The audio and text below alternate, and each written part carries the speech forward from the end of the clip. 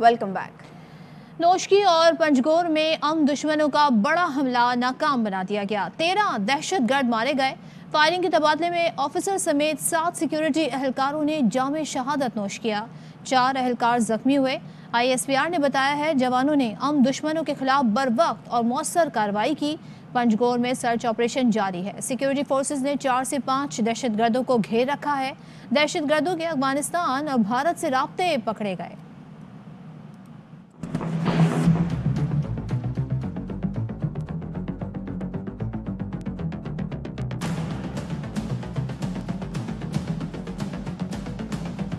नोशकी और पंजगोर में दहशतगर्द हमले सिक्योरिटी फोर्सेज ने नाकाम बना दिए। 13 दहशतगर्द मार गिराए। इलाके में छुपे मजीद दहशतगर्दों का सफाया करने के लिए सिक्योरिटी फोर्सेज का क्लियरेंस ऑपरेशन। ISPR ने बताया नोशकी में रात गए दहशतगर्दों ने वार किया। सिक्योरिटी फोर्सेज ने बर वक्त और मौसर कार्रवाई की। 9 दहशतगर्दों को ठिकाने लगाया। हमले को पसपा करते हुए एक अफसर समेत 4 जवानों ने जामे शहादत नोश किया। पंजगोर में भी सिक्योरिटी फोर्सेज ने हमले को नाकाम बनाया। 4 दहशतगर्दों को हलाक किया। 4 से 5 दहशतगर्दों को घेरे में ले लिया। पंजगोर में सिक्योरिटी फोर्सेस का फरार दहशतगर्दों के खात्मे के लिए ऑपरेशन जारी। दहशतगर्दों के साथ झड़पों में 3 जवान शहीद और 4 जख्मी हुए। इब्तिदाई तफ्तीश के मुताबिक दहशतगर्द अफगानिस्तान और भारत में अपने हैंडलर से राब्ते में थे। दहशतगर्दों को अफगानिस्तान में छोड़ा गया। जदीद असलहा भी मिला। उनके पास नई दूरमार बंदूकें भी हैं। वजीर दाखिला शेख रशीद कहते हैं एक इमारत में 3-4 लोग अभी तक बैठे हैं। उन्हें घेरे में ले रखा है। जल्द अंजाम को पहुंचेंगे। नोशकी में इमरजेंसी में मोबाइल फोन सर्विस बंद कर दी।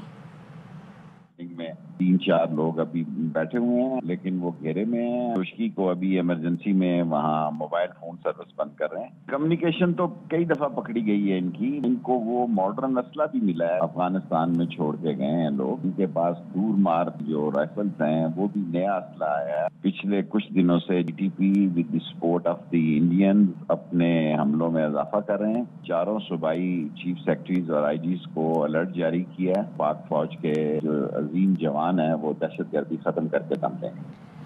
पंजगोर में ऑपरेशन जारी है। 5 दहशतगर्दों की तलाश जारी है। वज़ीर दाखिला बलोचिस्तान ज़िया लांगू ने कहा नौजवान पहले अफगानिस्तान में बैठकर दहशतगर्दी कर रहे थे, अब अपने मुल्क में आकर दहशतगर्दी कर रहे हैं। दाइश कौम परस्तों से खतरा था। ईरान का बड़ा बॉर्डर मिलता है। गैर रियासती अनासर मुलविस हो सकते हैं।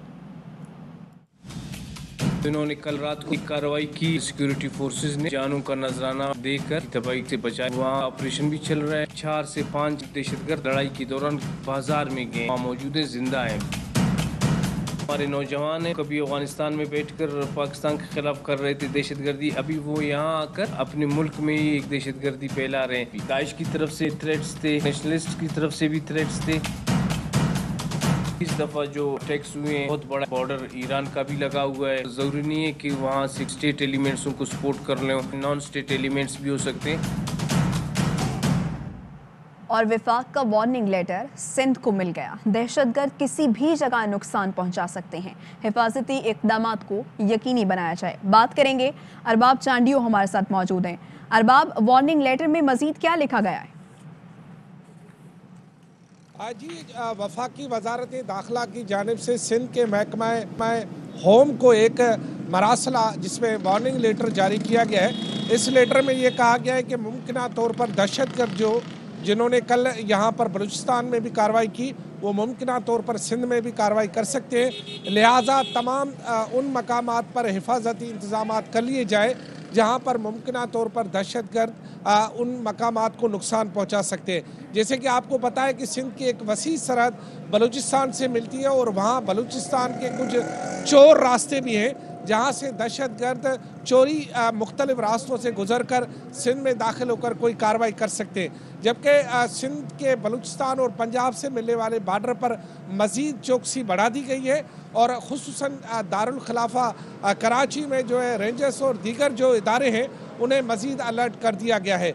बताया जा रहा है कि दहशतगर्द का किसी भी कबीले या मजहब से ताल्लुक नहीं है, वो किसी भी इदारे को नुकसान पहुंचाकर अपने अहदाफ हासिल कर सकते हैं। लिहाजा सिंध हुकूमत के महकमा होम को महकमा वजारत दाखिला ने एक मरासला भेजकर ये वार्निंग कर दिया है कि वो पहले से पेश की ऐसे इंतजाम कर ले जिनसे मुमकिन तौर पर दहशत गर्दों को कार्रवाई इंतजामात की बात कर रहे हैं आप, तो अरबाब यहाँ पर ये बताएगा, पाकिस्तान पीपल्स पार्टी आगे अपनी रैलियां निकालने जा रही है, उसके अलावा जमात इस्लामी ने 101 धरनों का ऐलान किया है, तो इस हवाले से क्या खबरें हैं? ये अपना प्लान चेंज कर देंगे या इंतजामात को मजीद सख्त कर दिया जाएगा?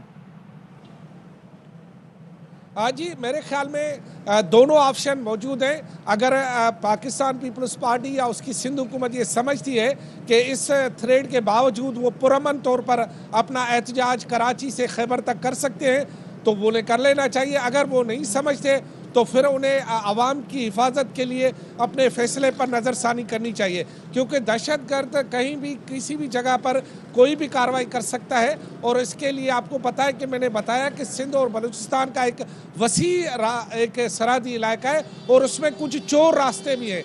यानी हम तमाम सड़कों पर हिफाजती इंतजाम कर भी लें तो चोर रास्तों के जरिए दहशतगर्द जो है वो दाखिल हो सकते हैं सिंध में और उन मकामात को नुकसान पहुंचा सकते हैं जिससे ज्यादा से ज्यादा वो हाईलाइट हो सके। खतरे की बात है, जब ही विफाक ने वार्निंग लेटर दिया है सिंध हुकूमत को। अरबाब चांडियो हमें इस मुतालिक आगाह कर रहे थे, आपका बहुत शुक्रिया।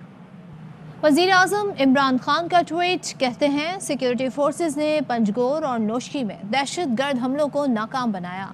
बहादुर सिक्योरिटी फोर्सेज को सलाम पेश करते हैं। कौम सिक्योरिटी फोर्सेज के साथ खड़ी है। सिक्योरिटी फोर्सेज हमारी हिफाजत के लिए बड़ी कुर्बानियां दे रही हैं।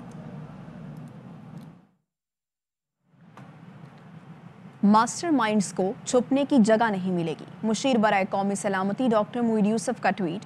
उन्होंने कहा, फोर्सेस ने नोशकी और पंजगोर में दहशतगर्दों का हमला नाकाम बनाया। दिफा के लिए दिन रात काम करने वालों को सलाम पेश करते हैं।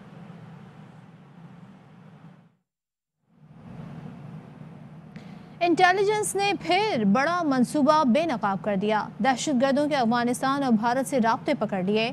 नोशकी पंजगोर। खबर है इस्लामाबाद से, जहां पर बाराकोह में 2 ग्रुपों में फायरिंग हुई है और जिसके नतीजे में 4 अफराद जाँ बहक हो गए हैं। जुल्करनैन हैदर इस मुतालिक हमें मजीद बताएंगे। बताइए जुल्करनैन। जी बिल्कुल, ये थाना बाराकोह का इलाका है, सिरी चौक फुलग्रां, जहां पर राजा नासिर के घर के पास फायरिंग हुई है और इस फायरिंग के नतीजे में 4 अफराद अब तक जाँ बहक हो चुके हैं, जबकि मुतअद्दिद जख्मी बताए जा रहे हैं। जख्मी को फौरी तौर पर पॉलीक्लिनिक अस्पताल मुंतकिल कर दिया गया है। पुलिस की भारी नफरी जो है वो मौके पर भी पहुंच चुकी है और इस वक्त पॉलीक्लिनिक अस्पताल भी पहुंच चुकी है। इस्लामाबाद पुलिस का ये कहना है कि अफसाई तहकीकात में ये वाकया पुरानी दुश्मनी का नतीजा है। ताहम तमाम अफराद को गिरफ्तार करने के लिए मजीद जो नफरी है वो भिजवा दी गई है और तमाम मुल्ज़मान को गिरफ्तार किया जाएगा। फिलहाल जो जख्मी हैं उनको पॉलीक्लिनिक अस्पताल मुंतकिल कर दिया है, जहाँ पर तिब्बी इमदाद दी जा रही है। जी ठीक है, जुल्करनैन हैदर हमें इस मुतालिक बता रहे थे कि पुरानी दुश्मनी का शाखसाना है ये। 2 ग्रुपों में फायरिंग हुई है, 4 अफराद जाँ बहक हुए हैं। इस्लामाबाद का इलाका बाराकोह, जहाँ पर 2 ग्रुपों में फायरिंग हुई है जिसके नतीजे में 4 अफराद जाँ बहक हुए हैं। ये मनाज़िर भी आप देख सकते हैं। गाड़ी पर भी फायरिंग की गई है और 2 ग्रुपों में फायरिंग से 1 शख्स जख्मी भी हुआ है। और आपको बताएं कि कराची में रुकने सूबाई असेंबली ने खुद को ऑफिसर के साथ दफ्तर में बंद कर लिया। MPA सैयद अब्दुल रशीद का कहना है, जब तक लियारी के सीवेज का मसला हल नहीं होता ताला नहीं खोलूंगा। उन्होंने क्या कहा, आपको सुनवाते हैं। सैयद अब्दुल रशीद MPA लियारी से मैंने अपने आप वाटर सीवरेज के ऑफिसर्स की करप्शन और लियारी में काम ना करने पर खुद को भी अपने ताले के अंदर बंद किया है। मेरे साथ शफी मक्सी साहब हैं SCN, जो कहते हैं कि मैं बेख्तियार हूँ। ये सुबह शाम दौड़ते ज़रूर हैं, रात को कंप्लेन पे खड़े ज़रूर हो जाते हैं, लेकिन इनके पास कोई इख्तियार नहीं है। इन्होंने ये बात की है। आज मैंने और इन्होंने अपने आप को यहाँ ताले में बंद किया है। जब तक कि superintendent engineer, chief engineer water and sewerage, MD water and sewerage board और वजीर गुफ्तगू आपने मुलाहिजा की, मनाजिर भी आपने देख लिए कि किस तरीके से इन्होंने अपने आप को ऑफिसर के साथ बंद किया हुआ है। बाहर से ताले लगे हुए हैं। फैजुल्लाह हमारे नुमाइंदे साथ हैं, उनसे जान लेते हैं। फैजुल्लाह, बताइए कितने ऑफिसर इनके साथ हैं, किस लेवल के हैं और कितनी देर से इनके साथ बंद हैं? देखिए, ये अब्दुल रशीद हैं, जमात इस्लामी के MPA हैं लियारी से। इन्होंने लियारी में पानी और सीवरेज के मसाइल के हवाले से अनोखा एहतजाज किया है और एक्सियन है ये कादिर मक्सी, उनके साथ और दीगर अमले के 2 लोग हैं, उनके साथ खुद को बंद किया है और दफ्तर के बाहर 3 ताले उन्होंने लगा दिए हैं और उनका ये कहना है कि ये तीनों ताले लगे रहेंगे और जब तक लियारी के सीवरेज और पानी के मसाइल हल नहीं होते उनकी जानिब से एहतजाज जारी रहेगा और वो खुद को इनके साथ बंद रखेंगे। ठीक है, फैज़ बताएं, ये हैं तो एमपीए, लेकिन जो हरकत इन्होंने की है वो गैर कानूनी है। इस तरीके से आप किसी को मैसूर नहीं कर सकते। देखिए, कानूनी तौर पर तो ये वाज़ेह बात है कि आप किसी को इस तरह से हब्से बेजा में नहीं रख सकते, लेकिन यहाँ एमपीए साहब का कहना है कि उन्होंने ये सब कुछ बतौर एहतजाज किया है और सूबाई वजीर नासिर हुसैन शाह को भी मुखातिब किया है और उन्होंने कहा है कि वो इस मामले का नोटिस लें, यहाँ के मसाइल जब तक हल नहीं होते वो खुद को और वाटर और सीवरेज बोर्ड के इस अमले को भी अपने साथ बंद ही रखेंगे। लेकिन कानूनी तौर पर तो ये बताएं कि अब ये जो सूरत हाल है इसमें जो ऑफिसर हैं ये खुद क्या कहते हैं, इनका कोई मौक़िफ़ है? क्योंकि जिस तरह ये गुफ्तगू कर रहे हैं उससे वो भी बड़ी आसानी से गुफ्तगू कर सकते हैं जिस किस्म का दरवाज़ा है ये।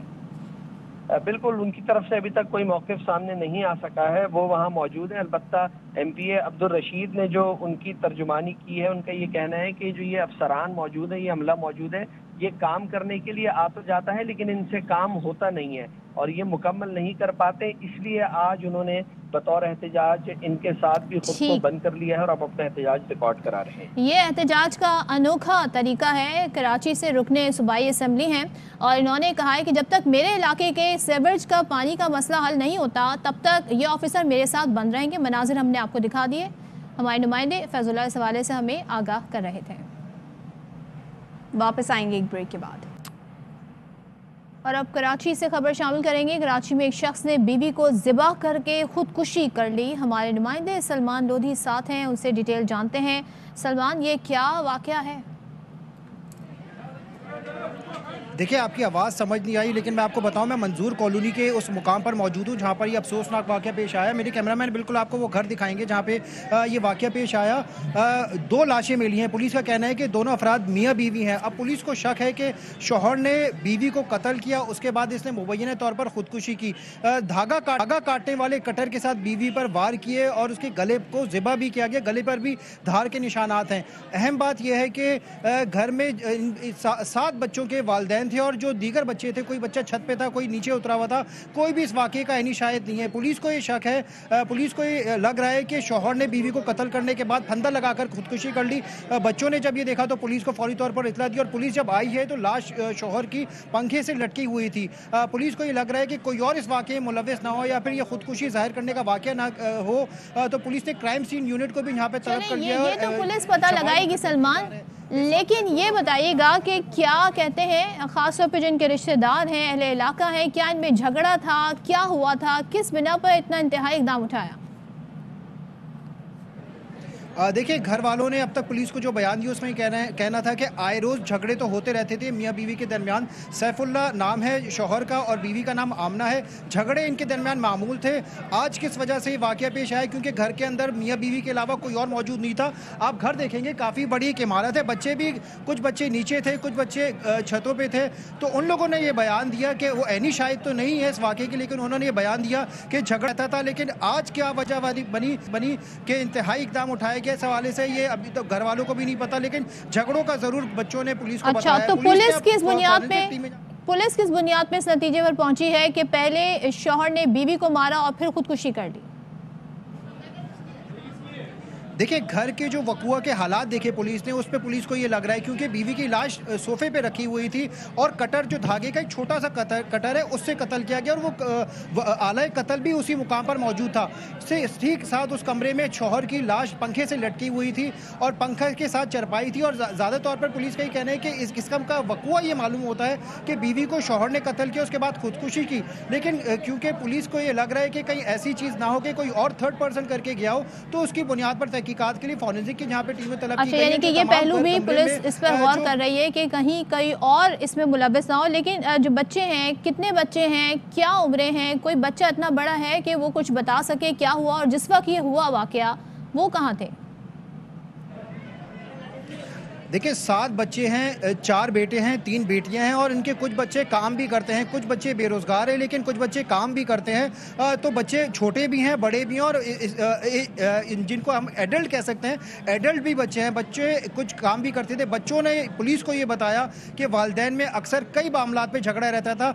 जो शौहर था सैफुल्लाह, वो कोई रोजगार, कोई काम, प्रॉपर कोई काम तो नहीं करता था और घर में आए रोज झगड़े की वजह कई मामलात बनते थे। घरेलू नाचाकियां भी बनती थी, रिश्तेदारों वाले मामलात भी बनते थे। कोई एक पर्टिकुलरली वजह अब तक घर वालों नहीं बताई, लेकिन झगड़ों का जरूर बताया कि आए रोज इनके झगड़े होते रहते थे। यानी कि इनके माली हालात ठीक नहीं थे लेकिन बच्चे इनके रोजगार हैं, बरसरे रोजगार हैं। जी बिल्कुल, कुछ बच्चे रोजगार घर चलाते थे, रोजगार नौकरी भी करते थे और ये खुद जो सैफुल्लाह हैं ये बेरोजगार थे। कभी कभार कोई काम कर लिया करते थे लेकिन घर पे ही रहा करते थे। जो रोजगार, जो बच्चे नौकरी पेशा हैं, जो घर का सारे अखराजात उठाते थे, वो इस वक्त क्योंकि वो तो नौकरी पे गए हुए थे, उनको तो इस मामले का नहीं पता। लेकिन जो नहीं मालूम, लेकिन पुलिस मुख्तलिफ पहलुओं से तफ्तीश कर रही है। बहुत शुक्रिया सलमान। आप जराइम पेशा अफराद के मामून हैं। पुलिस ऑफिसर की अदालत में बदतमीजी, जज ने AVLC ऑफिसर को 6 माह के लिए जेल भेज दिया। AVLC ऑफिसर को सुबह 8:30 बजे अदालत पेश होने का हुक्म दिया गया। सुबह 10 बजे तक 3 बार कॉल की लेकिन ऑफिसर ना पहुंचा। AVLC ऑफिसर ने अदालत में बदतमीजी की और अदालत को जराइम पेशा का मामून कहा।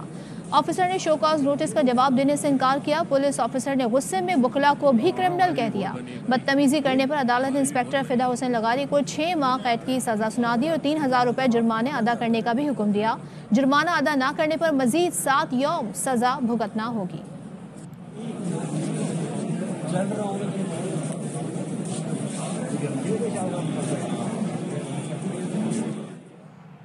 साथी एहलकारों को बचाते हुए गोलियां खाईं। अफसरान ने ऐलान किया लेकिन इलाज नहीं कराया। कराची में मुसल्लह अफराद के हाथों जख्मी पुलिस अफसर दोबारा अपने पांव पर खड़ा नहीं हो सका। रिपोर्ट कर रहे हैं अफजल खान। इसमें मुलाजमत जान हथेली पर रख कर चलने का तकाजा करती है। कुछ ऐसा ही हुआ सब इंस्पेक्टर अब्दुल गनी के साथ, जो गुलशन इकबाल मदीना कॉलोनी में दौरान ड्यूटी नामालूम अफराद की फायरिंग का निशाना बना। जैसे हम उनको लेने के लिए गए तो पुलिस वालों को उन्होंने घेर लिया, रास्ते में स्टेट फायर हो गए, फायर मुझे लग गए। 3 माह से ज्यादा वक्त गुजर गया, ना मुलजमान गिरफ्तार हुए और ना ही जख्मी पुलिस अफसर की कोई दादरसी की गई। SSP साहब ने बात की, उसने बोला इसको आगा खान ले जाओ, फिर ये मुझे जना ले गए। अब्दुल गनी अब सहारों का मोहताज है। उम्र भर की जमा पूंजी इलाज मुआवजे पर खर्च हो चुकी। अब वो घुमाने भी नहीं ले जा सकते, स्कूल की फीस भी रही हुई है। इंस्पेक्टर अब्दुल गनी चैलेंजिंग सूरत हाल से गुजर रहे हैं और उनकी ये हालत सिंध पुलिस का भी इम्तिहान है। कैमरामैन अदील खान के साथ Afzal Khan, ARY news Karachi. News bulletin से फिलहाल इतना ही। आप देखते रहिए ARY न्यूज। अहम तरीन खबरें अब एक क्लिक की दूरी पर। आपके पसंदीदा टॉक शोज हों या अहम मुल्की या गैर मुल्की शख्सियात की न्यूज कॉन्फ्रेंसेस, हर लम्हा बाखबर रहने के लिए सब्सक्राइब करें हमारा YouTube चैनल। मौसम की सूरत हाल हो या खेल के मैदान से खबरें, अपने मोबाइल फोन से मुल्की और बैनुल अक़वामी अहम खबरों तक रसाई के लिए डाउनलोड कीजिए मोबाइल ऐप। बावसूख ज़राए से मुसद्दिका खबरों, तज्ज़ियों और तबसरों से मुस्तफीद होने के लिए विजिट कीजिए पाकिस्तान की सबसे बड़ी न्यूज वेबसाइट www.arYnews.tv। इन सब के अलावा पाकिस्तान का सबसे बड़ा फेसबुक पेज हो, सबसे बड़ा न्यूज इंस्टाग्राम अकाउंट या फिर ट्विटर, ARY न्यूज पहुंचा रहा है खबरें सबसे पहले आप तक, ताकि आप रहें हर लम्हा बाखबर।